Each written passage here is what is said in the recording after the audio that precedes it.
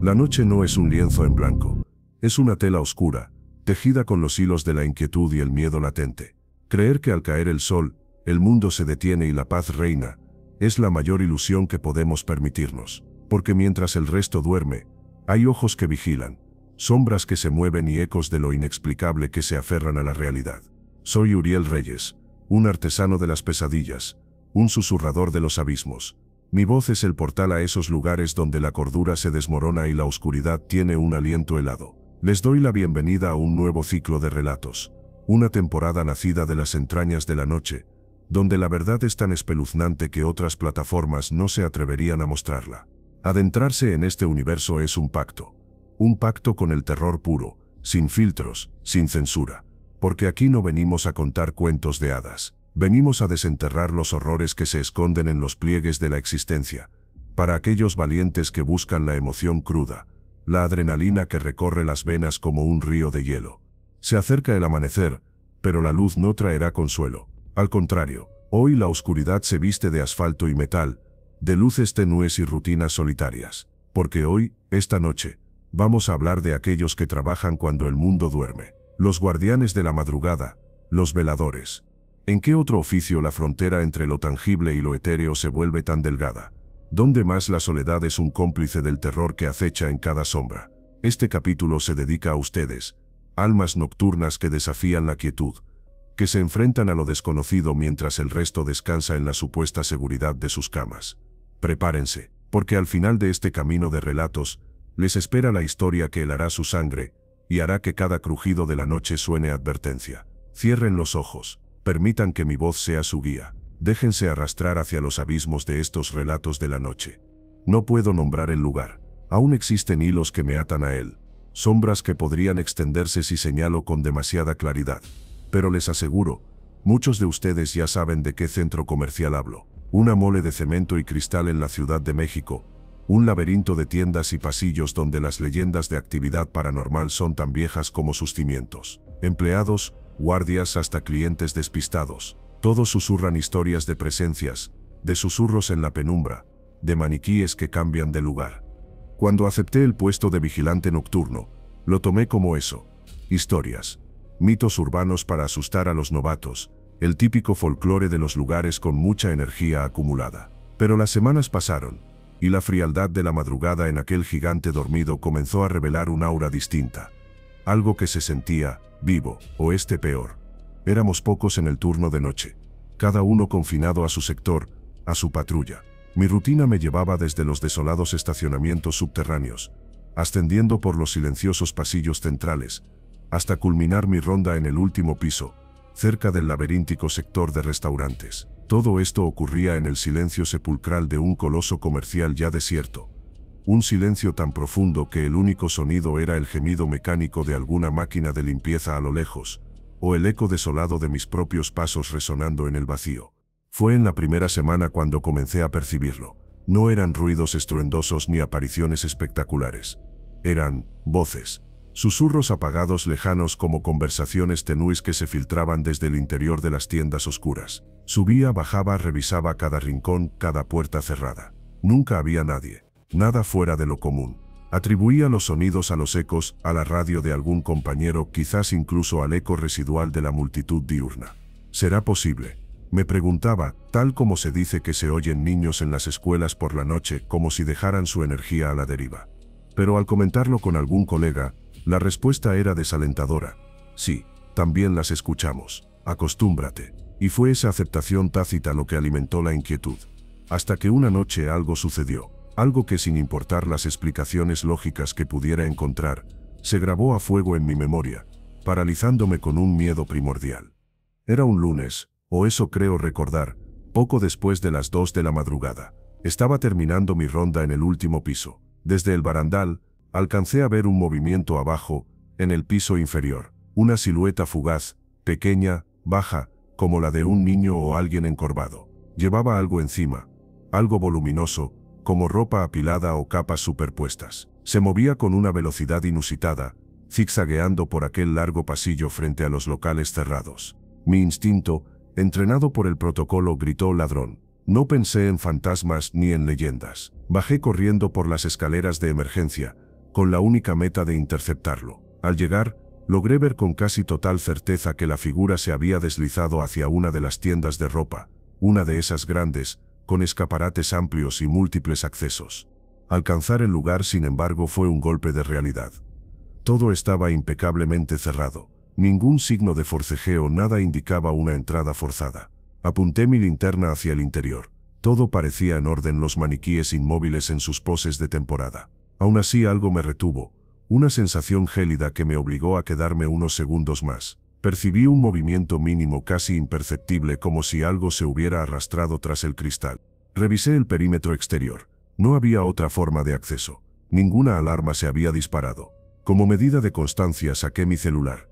Tomé una foto de la fachada de la tienda, asegurándome de que las puertas estuvieran visibles, los escaparates intactos. Era parte del procedimiento, una prueba de que todo estaba en orden por si acaso. Luego me di la vuelta para continuar mi ronda. Di unos pasos, pero una sensación punzante, la de que algo se movía detrás de mí, me detuvo. Me giré bruscamente. Nada, solo el vacío. Por pura precaución tomé otra fotografía antes de alejarme, sellando la imagen de la quietud aparente. Así continué mi ronda, con la tensión acumulada como un nudo en el estómago. Al terminar mi turno, ya con la luz del día asomándose, entregué mi reporte a mi supervisor. Le relaté lo sucedido, la carrera furtiva, la entrada a la tienda. Él me escuchó con esa típica incredulidad resignada, hasta que le mostré las fotografías. La primera, la de la tienda cerrada y los maniquíes en su sitio. La segunda, la que parecía idéntica, pero no lo era. Me señaló algo que yo, en mi estado de alerta, no había percibido. En la segunda foto, uno de los maniquíes había cambiado sutilmente de posición. Su cabeza, antes mirando al frente, ahora estaba girada.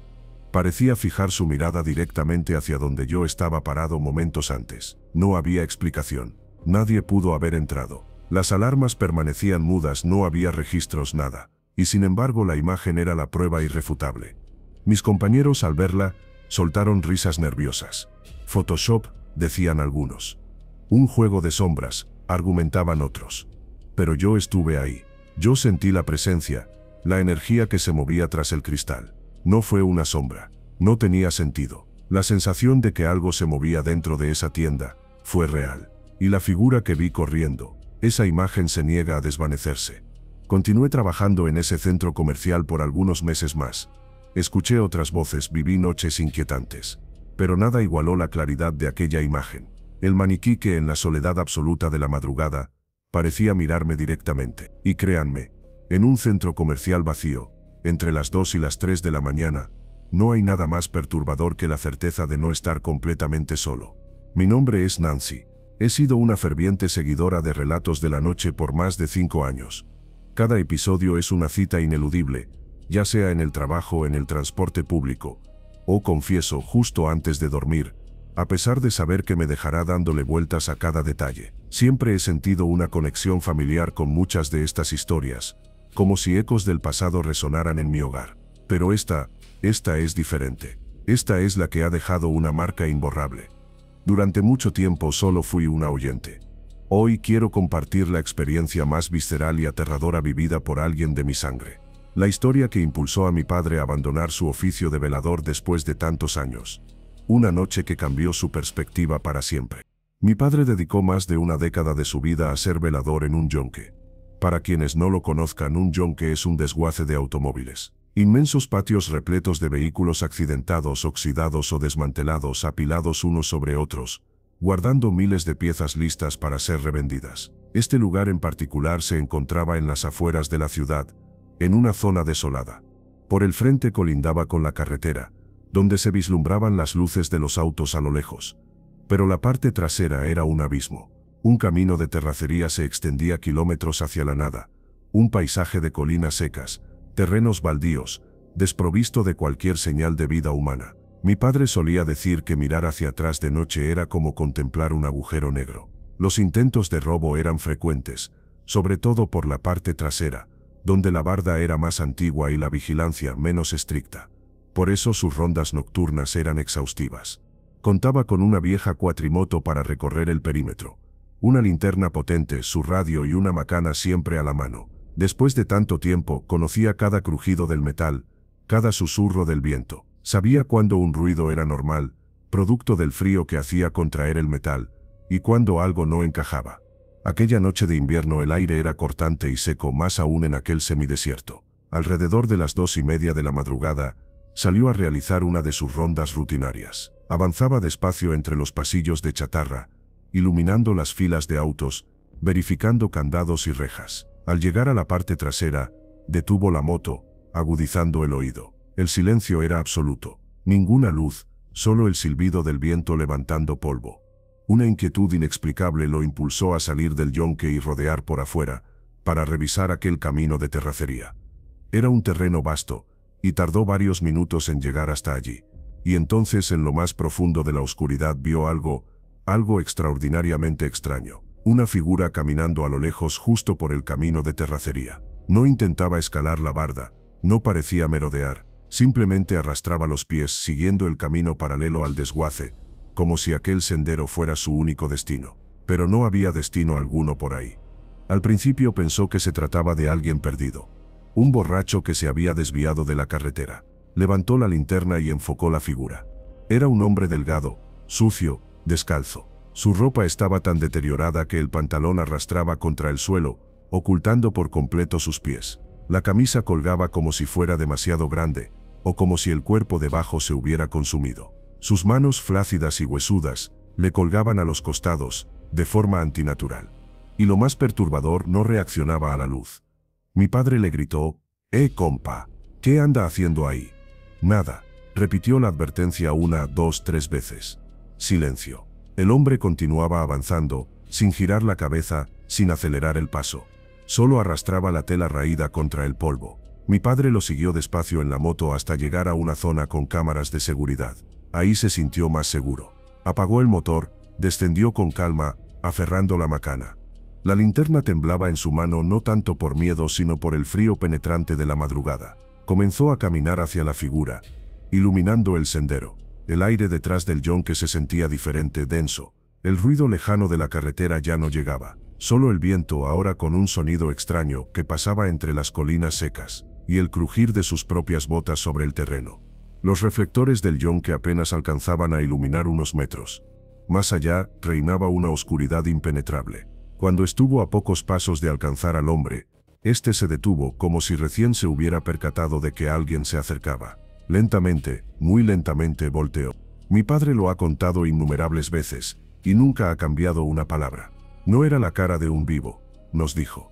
La luz de la linterna bañó su rostro, y lo que vio fue piel reseca pegada al hueso. Las cuencas de los ojos vacías, la boca tensa en una mueca horrible, ni sonrisa ni grito, sino algo intermedio. Todo en él, la piel, la ropa, la forma de moverse, parecía emanar de la tierra, como si hubiera sido exhumado tras años de entierro. Mi padre retrocedió un paso, luego otro, sin comprender, sin poder procesar lo que veía. Finalmente giró sobre sus talones y corrió. Saltó a la moto, la encendió y aceleró a toda velocidad. El camino era un infierno de baches y piedras sueltas. La moto casi se voltea 2 veces, estuvo al borde de caer, pero no se detuvo. Solo quería llegar a la entrada.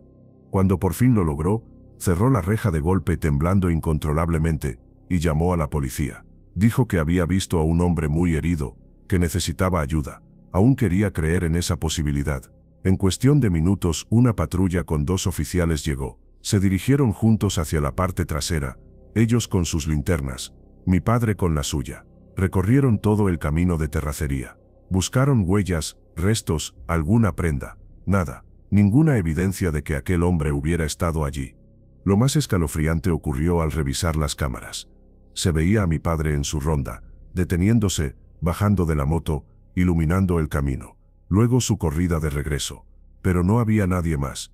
Ni una sombra, ni una figura a lo lejos.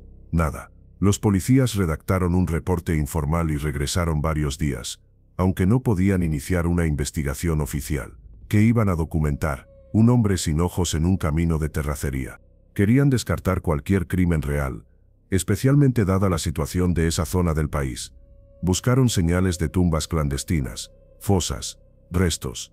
El terreno era vasto, nunca encontraron nada. Para mi padre, esa fue la señal definitiva. La prueba que le hizo entender que aquellas cosas que a veces dudaba, que todos los sucesos extraños que había experimentado antes eran posibles. Poco tiempo después decidió jubilarse. Mis hermanos y yo comenzamos a turnarnos para apoyarlo en casa y con los gastos. Nunca volvió a trabajar de noche. Créanme, de todas las historias que nos contó, y fueron muchas, esta fue la peor, la más vívida, la que lo dejó temblando incluso años después, y la que sinceramente, yo nunca he podido borrar de mi mente.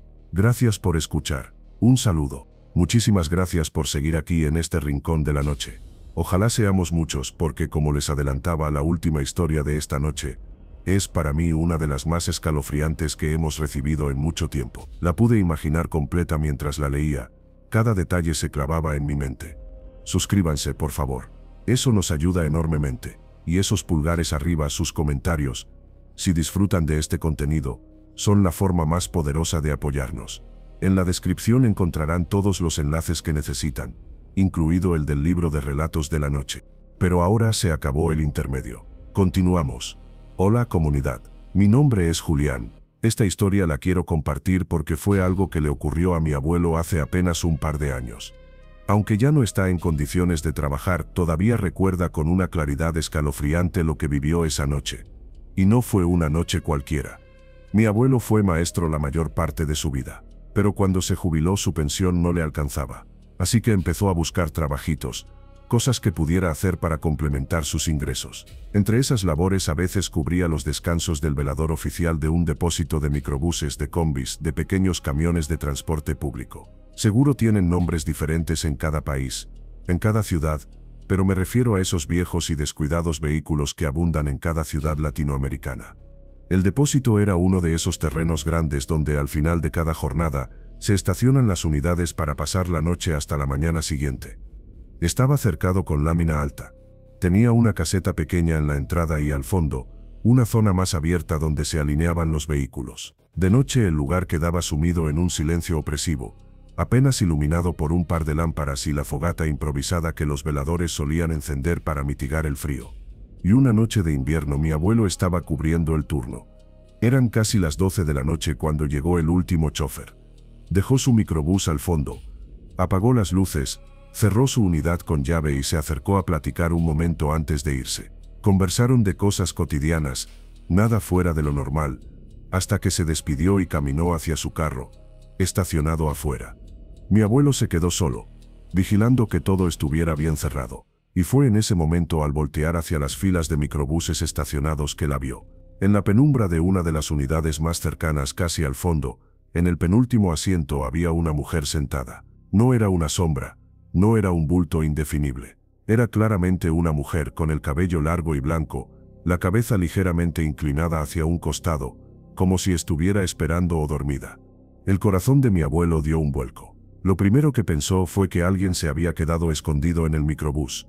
Una pasajera distraída, o peor aún, alguien con malas intenciones. Salió corriendo hacia la salida para alcanzar al chofer antes de que se fuera. Lo interceptó justo cuando el hombre se estaba subiendo a su coche. «Oiga», le dijo, «se quedó alguien en un microbús, una mujer hasta atrás. Écheme la mano para ir a sacarla». El chofer lo miró con una calma que mi abuelo no comprendió. No se sorprendió, no se alarmó. Simplemente dijo, «Ah, no se preocupe, don. Ya sé de quién habla. Eso es algo que se ve aquí a veces, pero no le va a pasar nada. Nomás no se le quede viendo directamente. Déjela en paz. Cuando dé su ronda, nomás no voltee a ver la unidad. Ahí, déjela». Mi abuelo no entendía nada, pero el hombre ya se había marchado, como si hubiera dicho algo completamente normal. Regresó al depósito con el corazón desbocado. El frío de la madrugada se sentía más intenso esa noche. Avivó la fogata que los veladores usaban y se sentó frente a ella, tratando de calmarse. Pero por más que lo intentaba, no podía quitarse de la cabeza el microbús donde estaba la mujer. No quiso darle la espalda. Se acomodó de forma que pudiera tener la unidad de frente, por si acaso la mujer decidía bajar. Y ahí estuvo, minutos, largos minutos que parecían no terminar. Pero las ganas de voltear, la necesidad de asegurarse de que seguía allí, se volvieron insoportables. Finalmente lo hizo. Levantó la cabeza hacia el microbús. La mujer seguía allí, sentada inmóvil como antes. Solo que esta vez, ella también lo miraba. Mi abuelo sintió como si la sangre se le helara en medio de la oscuridad del microbús. Los ojos de la mujer brillaban, como si fueran los de un animal reflejando la luz del fuego. Fijos, totalmente fijos, directos hacia él. El miedo fue tan intenso que sintió que el corazón se le quería salir, que le iba a dar un infarto. Buscó sus pastillas para la presión, se levantó de golpe, retrocedió hasta la puerta principal y ahí se quedó toda la noche, de pie, envuelto en una cobija, temblando más de nervios que de frío. No se atrevió a volver a mirar. Cuando amaneció y llegaron los primeros choferes para abrir, mi abuelo fue directo con ellos. Les contó lo que había visto, y ellos con toda naturalidad le dijeron: «Mire, ya le tocó verla en su primera noche. Esa historia más que de miedo es triste». Le contaron que hacía algunos años, una mujer muy mayor había fallecido en ese mismo microbús.